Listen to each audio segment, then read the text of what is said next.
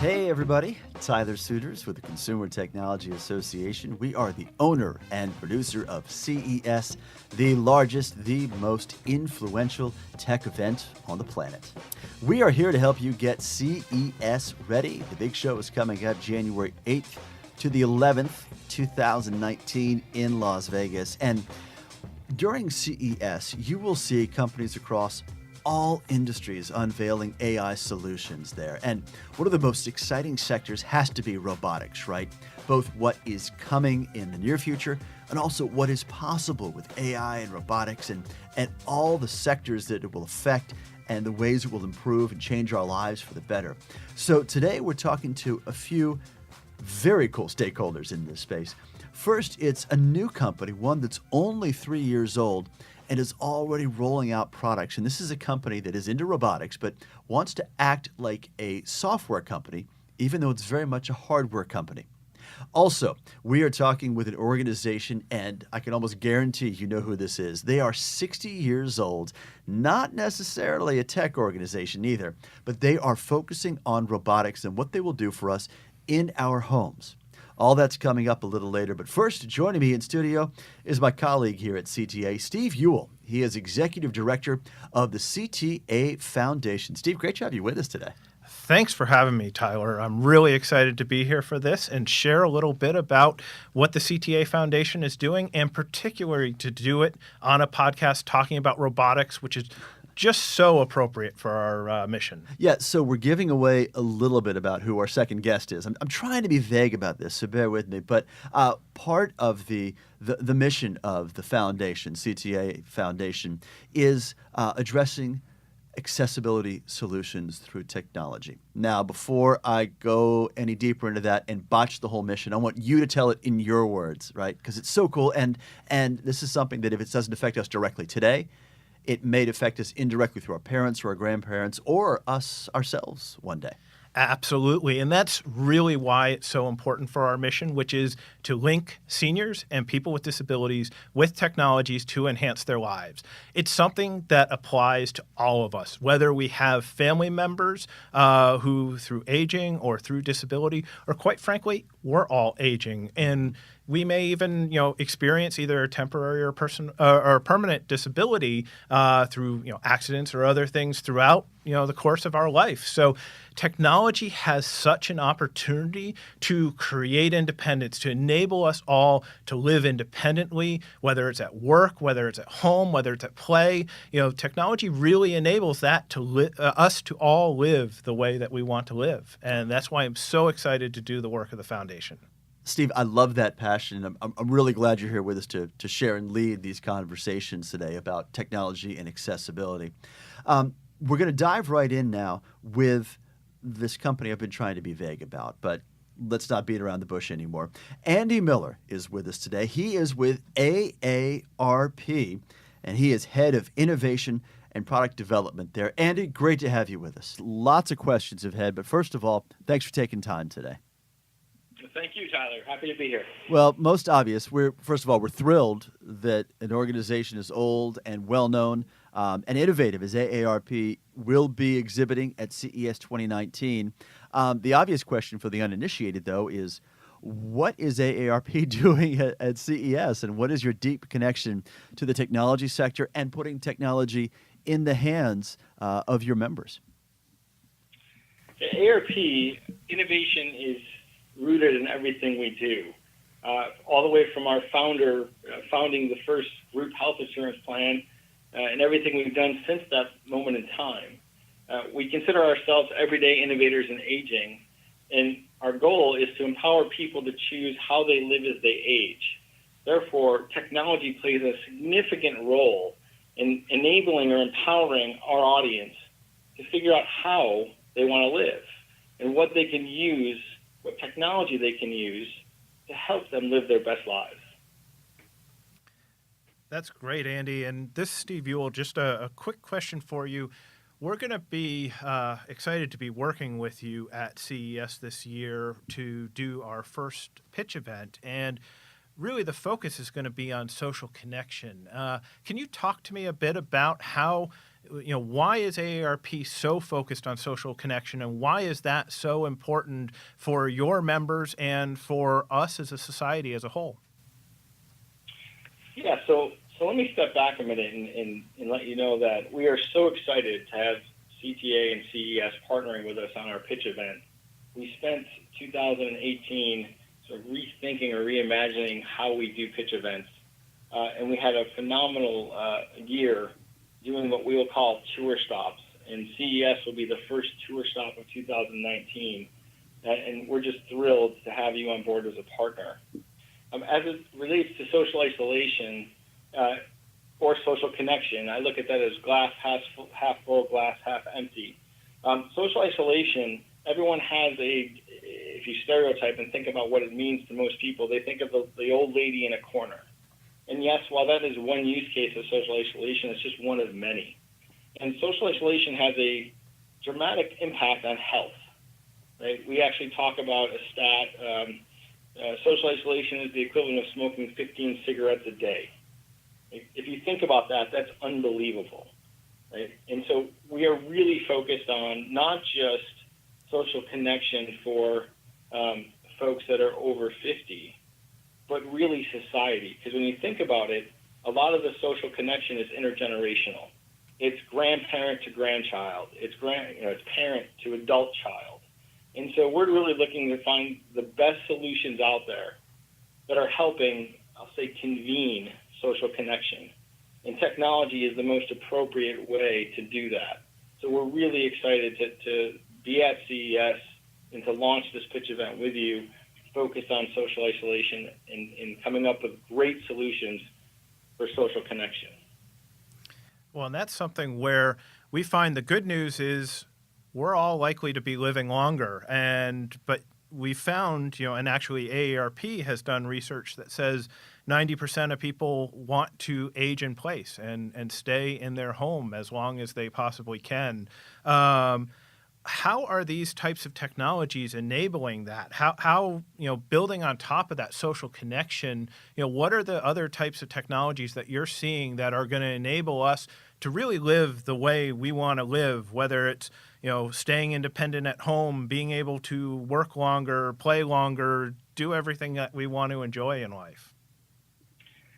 Yeah, so I think it's a really broad spectrum, right? People tend to think immediately around technology solutions in the home or on a phone. And yes, there are technologies that are great, right? FaceTime was one of the best things. There's Skype, FaceTime, whichever you want to talk about, but one of the best things to come along to empower folks that were living far away from family or maybe had mobility or accessibility issues that wanted to connect, right? So you see things like that, and that's great. That's just the beginning. When I look at technology specifically around going after social isolation, it is everything from devices like Pillow, which you'll be able to see in the AARP booth in the smart home marketplace, that dispenses medication, but at the same time has a screen that enables people to jump in and do what I'll call live FaceTime without mom or dad or whomever is using the device having to press any buttons. So it's like this phone call from nowhere, but it's just someone's face. They can talk to you. We can then program this device and other devices like this, which, think about Amazon Alexa or the new Facebook portal or Google Home with chatbots that enable someone living in isolation to actually have meaningful conversation, albeit not with a person, right? I think you're going to see more and more voice, and we're seeing this already, where this isn't new, but we're seeing a tremendous wave or movement in voice, in chatbots, in AI, in machine learning, which is going to continue to drive this. But if you think about AI in particular, now you start thinking about things like autonomous transportation, right? Everything from cars to fleets of buses, like what Local Motors has done with Ollie. And so I think you're going to see more and more that is not only driven by AI and voice, but robotics, right? That's going to come into play. You're seeing lots of, I'll say, companions. Examples that come to mind are sort of like the Ageless Innovation has their companion pets, right? The dog and the cat. where they are very lifelike. If anyone's ever played with one, it's sort of amazing. The convergence of all of these types of technologies is finally here. Right? For a long time, they were sort of isolated, and you had to have huge money to create these things, and they weren't very lifelike, right? They weren't very user-friendly. They weren't accessible for all. And I think the convergence of these technologies, you're seeing they're manifesting in very different ways, very meaningful ways that allow someone to stay connected, again, either to a virtual bot or to a family member that may be living far away. And we're going to continue to see this, I think, over the next few years as technology continues to, the processing power continues to grow and costs come down, and it creates an environment where startups can very quickly and inexpensively start different types of solutions, create different types of solutions and bring them to market in a way that we've never seen before. And I can't wait to see everything that AARP is going to be showing off this year at CES 2019, as well as many of those types of technologies that we're going to find across the show. That it's not just in one segment, but quite frankly, there are technologies that are changing lives from one end of Las Vegas to the other during CES. What are the types of technologies that you're really looking to find while you're at CES this year? Are there specific areas that you're interested in seeing? So I don't know that I'm as keyed on the actual technology, right? I mean, lots of buzzwords these days, right? If I hear one more startup pitch me that they're an AI startup, I'm more interested in the solution, right? So technology is just an enabler. Right? It's going to create a solution. So I'm really focused on what are the best solutions out there, less on what technology they're utilizing to create the solution, to help our members and beyond really battle social isolation. So I'm excited to see how, again, the convergence of technologies into solutions, right? What I see a lot of times today are a lot of point solutions. And I'm really interested in seeing a company, whether it's a startup or a large established organization, that understands it's the aggregation of multiple point solutions that's going to win, and probably going to include multiple types of technology in the solution. So while you're future casting a little bit, Andy, we are talking about robotics on this episode of the podcast. Yep. Because CES is about both what is and also what will be, what's possible, where do you see the robotics sector going on a need basis for the aging community, for the community that Steve was talking about, for our population who's getting older and wants to be at home? What's possible with robotics there? So there's a couple ideas that I've been thinking about a lot lately. One is focused on a caregiver companion, I'll call it, right? One of the largest struggles that we have, we see in society today, is we know the number of caregivers, ratio between caregivers and people that need care, it's going in the wrong direction, right? So how are we going to solve for that? And I can imagine all sorts of things with robotics that help someone that's at home, the patient, if you will, the care recipient, feel empowered, but at the same time, help the caregiver. One of the challenges that caregivers have is guilt.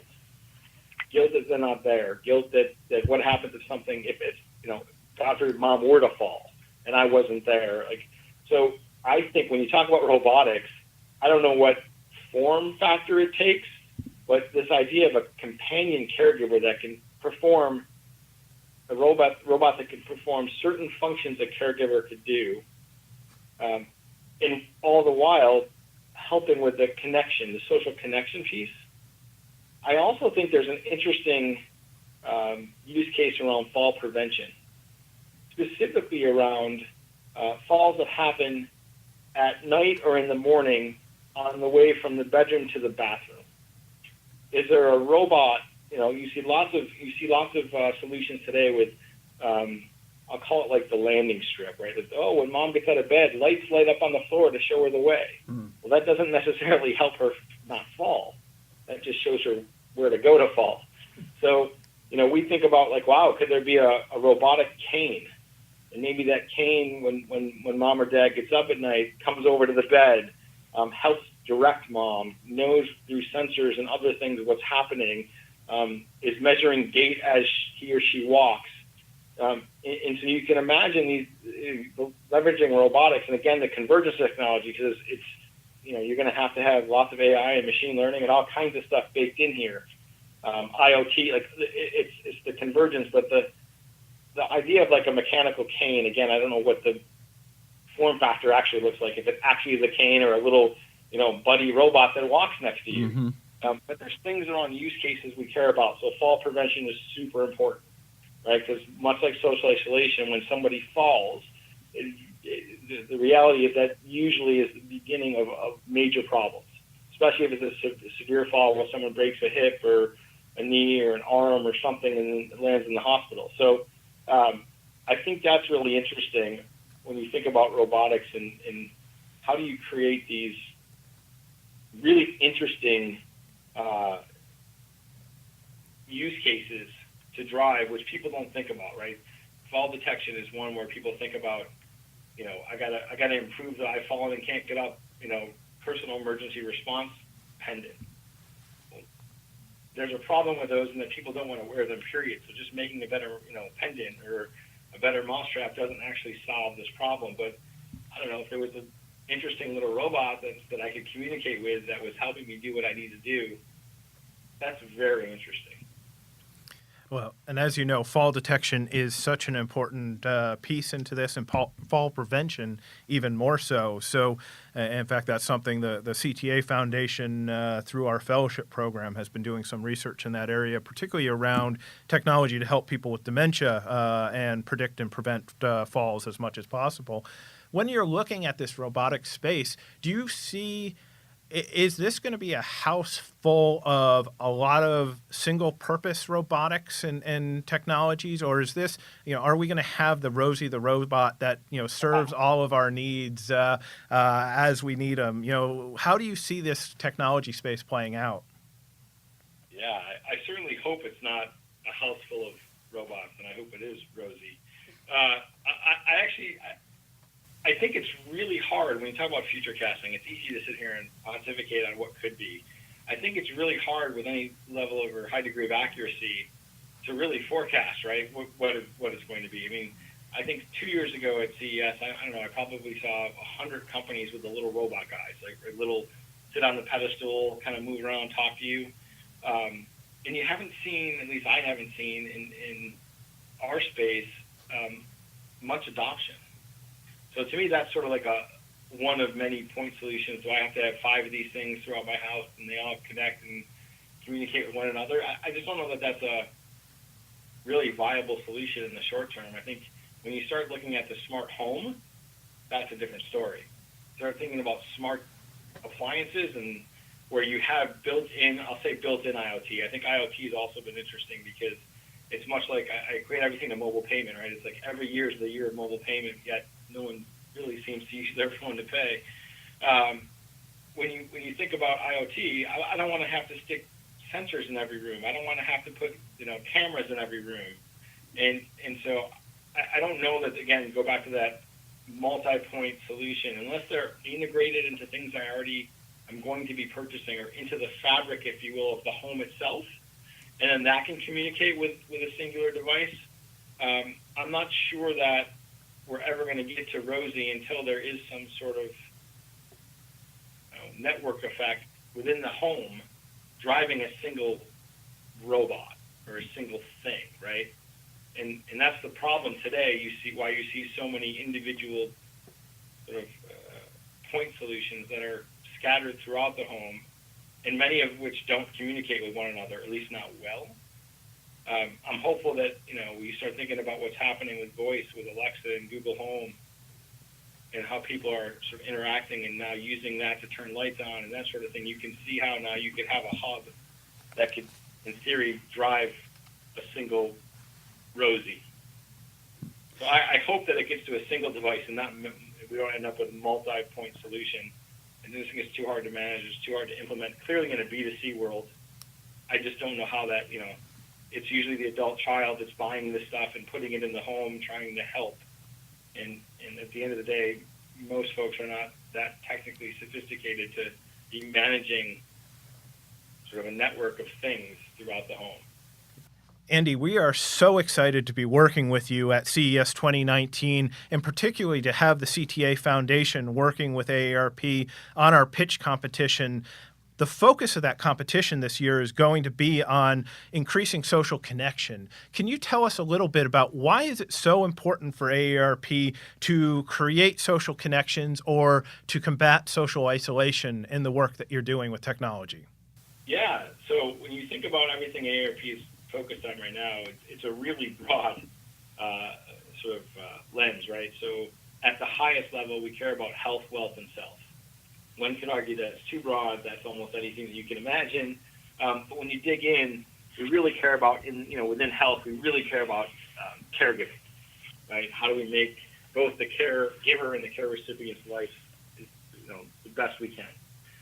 Inside of wealth, it's really around working jobs. It's around savings and planning.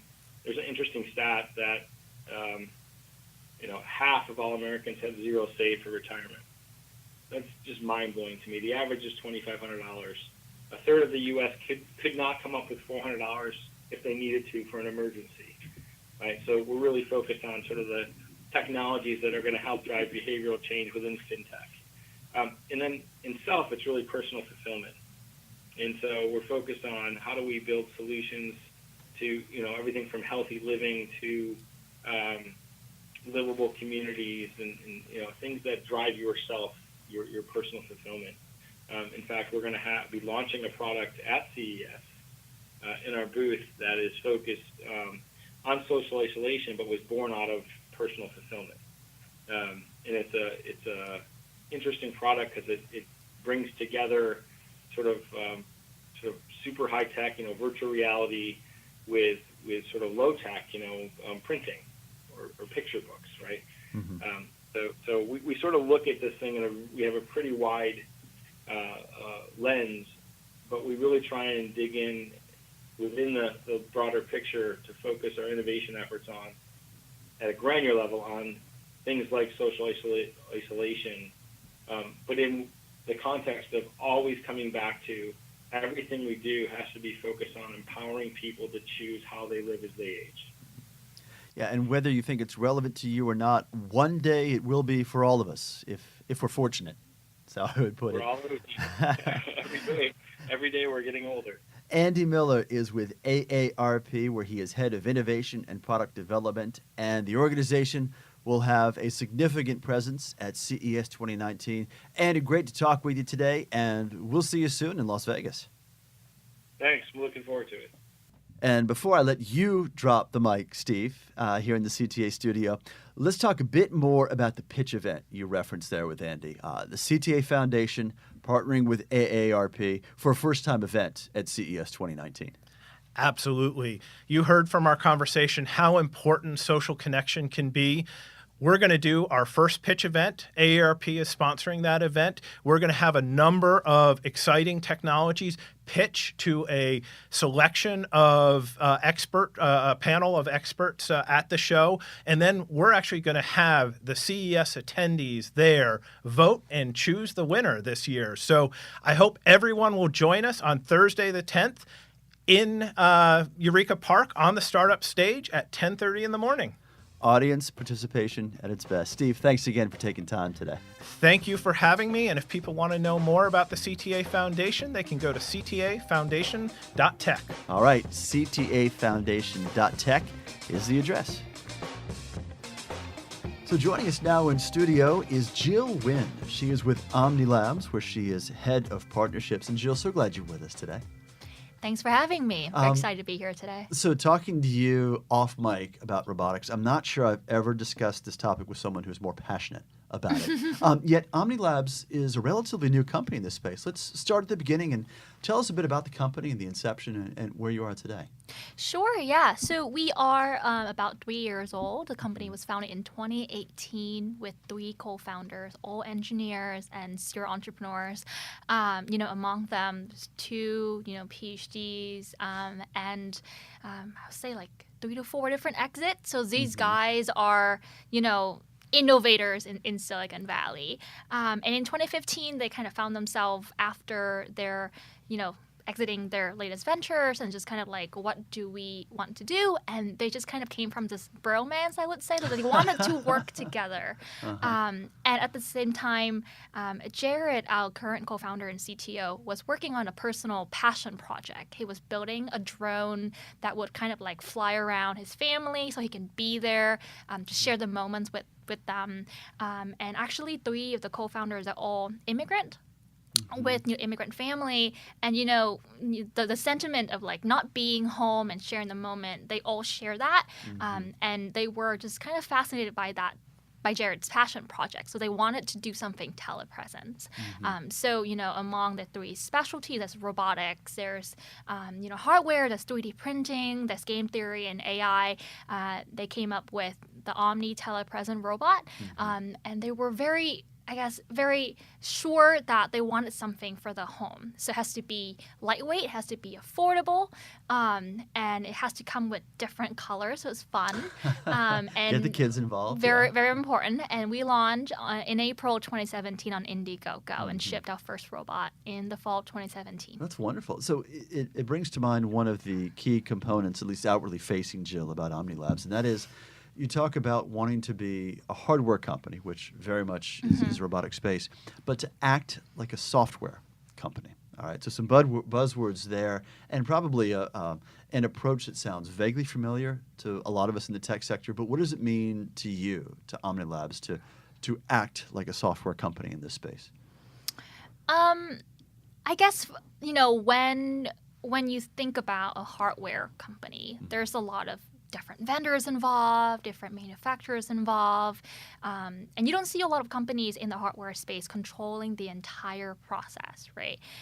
Maybe Apple, it's like a very famous example, and I think at the beginning of the company, they were really interested in doing something different, right? And to keep the cost really low, it means they have to figure out a way to do manufacturing cheaper, to do prototyping cheaper, to move faster.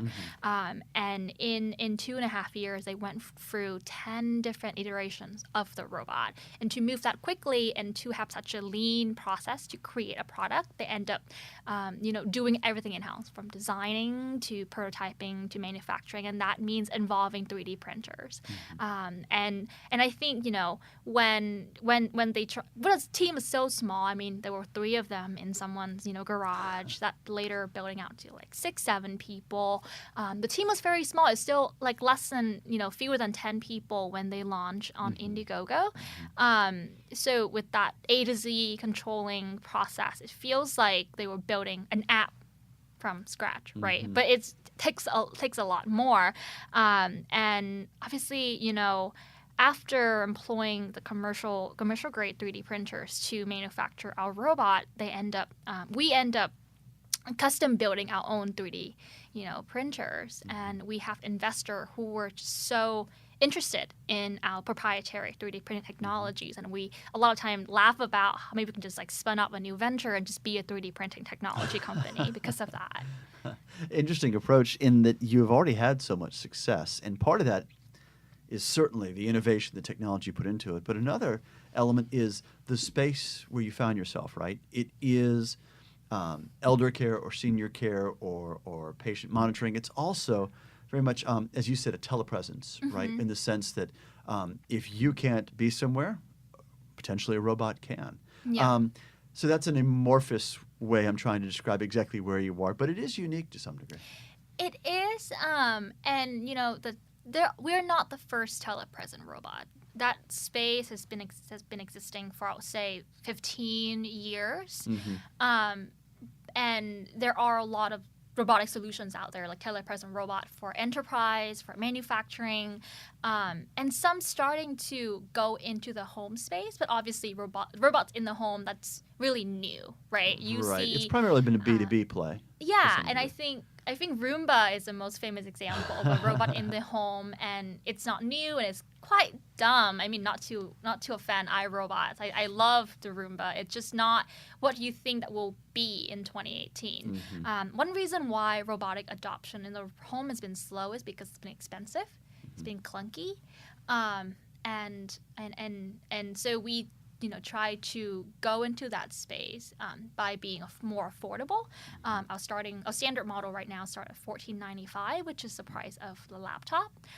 It's about 18 pounds, foldable, and very simple to use, which is very important for us. At the same time, we're committed to open source innovations, and we also have partners who actually utilize our developers kit and our robot to build something out on top of it. So we're also can be a solution for businesses as well. So how does that manifest itself right now in the home? What does OhmniLabs see as your presence in the present for robotics with consumers? We actually, I think the most positive thing is that we love hearing stories from our customers. I mean, I think one of the most heartfelt story we heard recently is this guy that lived really far from his mother and also immigrant family, and they used a robot to communicate. And one day he was on a business trip and couldn't even reach her. She wasn't picking up the phone. So he dialed into the robot, drive it around the house, and found that she was in tremendous pain and needed medical attention. And so he, called 911 and stayed on the robot with her as the ambulance came and helped her communicate her issues with the medical professional because she didn't speak English. Wow. And it couldn't have been done necessarily with a smartphone. I mean, this is how he was able to locate her, right? Exactly. So, when we hear a story like that, that's very important to us, that this is something that stick, and there's a market for it, right? Or when we, this is a bit outside of the home, but we have customers, we have family with kids that are going through medical treatment, a lot of time for leukemia, for example. And these kids are being pulled away from the classroom into the hospitals. And, they want to, and the parent want to keep these kids' life as normal as possible. So they buy these robots, put in the classroom, and the kids can dial in, be in the class, be with his friend, be with the teacher, and that just really improved their quality of life, among their, a lot of time, toughest days. So there really is a market, in the home and for everyday usage. And it's also great that as we, work with more customers, we actually hear more use cases as they want us to go to, trade show, exhibit, real estate showing. So there are a lot of potentials there. Like you said, for a robot to be where a human can't be, or a lot of times to cut down the cost. And just kind of reduce, time that you would need to spend on some kind of has to take a lot of time, like companionship, for example. Okay, Jill, since you brought up trade shows, I'm going to bring up CES 2019. And for a relatively young company, as you said, only a few years old, you have a pretty defined strategy for what you want to do at CES 2019 coming up. Yes, we're very excited. This will be our first official CES. Personally, I've been before, and it was an overwhelming and just amazing experience that I think everyone should do at least once in your life, even if you're not in tech or not in media. It's a really, I guess I gained just a profound respect for just mankind. And so one of my very first thing when I joined OhmniLabs in August was just we have to go to CES. Because, I believe that it's a place where we can learn a lot from the industry, but also I want to have a booth, be there and exhibit, and to kind of, expose ourselves to other potential technical partners or even press. And also it's a really good place for us to, reveal new innovations we're working on and find other partners who would be interested in joining force with us as well. We will be in the accessibility area on the smart home floor in the Sands. And yeah, we're very excited to reveal one of the secret project we've been working on for so long. Won't press you on that. We've got time right before the big reveal. I am curious about your approach to deciding to exhibit there in smart home and accessibility. Just as AI has become a horizontal topic across CES, but across the tech sector in general, it seems to me, given your explanation, Jill, that robotics is in some way a bit the same way, and that it can apply across so many tech-centric verticals, right? Whether that's design and source, whether it's smart home, sports tech, health and fitness, digital health clearly have an element there as well. So why define yourselves to some degree as accessibility or as smart home? I think that, we have a lot of story about customers, stories of use cases. And I think we want to really highlight those. And being in the accessibility area means that we're committed to highlighting how our robot have making people's life better, right? I mean, I'm sure there are lots of robots in the robotics and AI area, right? But we're more interested in letting the visitor see how can this fit into their home in different use cases. And in the accessibility areas, we're also going to be really close to lots of partners we've been working with. And I think tech for social good and robotic for social good is something that we're committed to since the day one of the company. And I think that kind of makes a lot of sense for us to be there instead of being in the show floor with all the robotics company. Right. So when you use the term telepresence in association with robotics, that's in the home, right? There's an interactivity. There's, you almost put the face of your loved ones on there, right? You can personalize a little bit. OhmniLabs is also moving toward the robotic arm category, for lack of a better term. What's the potential that you see there, and where are you all working on that? Tyler, you're spoiling my secret right now, or you could read my mind. No details. That's okay. That's okay. We, obviously we're labs in the end, right? So we're constantly, curious and constantly working on what can we do that is, better. And especially bringing innovation into the home. Like I mentioned earlier, telepresent robots are not new, but we want to make one that's affordable for the home. Right. Robotic arms are not new. You've seen a lot of, video clips of cool new arm doing, heart surgery. I love those videos. I love the precisions. But we also want to, create, pair of arms for the home, right? So right now, most of the arms you see are, they're heavy, they're expensive, they're used in more manufacturing, scenario, or maybe they're in Mars. I love those as well. But for a robot like Omni, we also need a caregiver, a caregiving aspect, and we're working on a pair of affordable but ultra high performance and ultra precise arms, so that can be an attachment or an add-on to a robot that can be teleoperated, also can be trained to automate some certain tasks as well. So imagine if you buy an Omni robot for your mother or your grandma, and the robot arm can help carry or just help them get to the bathroom, help them do certain tasks, carry things away, or even just dispense certain pills, remind to take medicines on time. That will change the game a lot for lots of families, but they have to be lightweight, they have to be modular, they have to be precise, and that's something that we're working on right now and will be unveiling at CES. Well, we love major announcements during CES, and that seems to be a potential groundbreaker, Jill. That's fantastic. Final question. Pull out the crystal ball for me. Where do you see robotics going, let's say, 5 years from now? What kind of discussions are we going to be having about capabilities, about applications, about hardware? I do believe that, more companies are going to pay attention to robotic solution for the home. I think, the release of Portal by Facebook is kind of, one sign of that trend. Where is it going? Interesting. Obviously, with a lot of discussions around privacy at the moment, any kind of new connected device or robotic solutions in the home, we need to pay attention closely to consumers' privacy, consumer data. But one thing that I truly hope and truly believe in is, Omni, just like Portal, is really sparking the public's interest in robots and telepresence solutions in the home, and I hope that's a trend the market's going, and I think that's what everyone at OhmniLabs hoping. Thank you, Jill Nguyen, Head of Partnerships with OhmniLabs. Great to have you with us. Hope you have a fantastic CES 2019. Thank you, Tyler. Great to be here. Thanks for having me.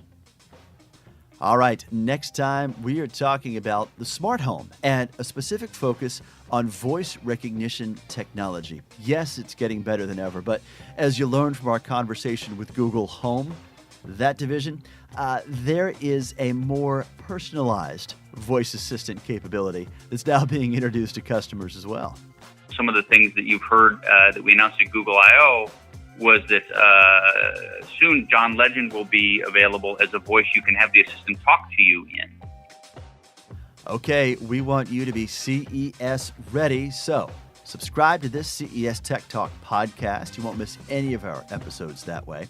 And a reminder, CES 2019, it is on the way, January 8th through the 11th in Las Vegas. The information you need is at ces.tech, that is ces.tech.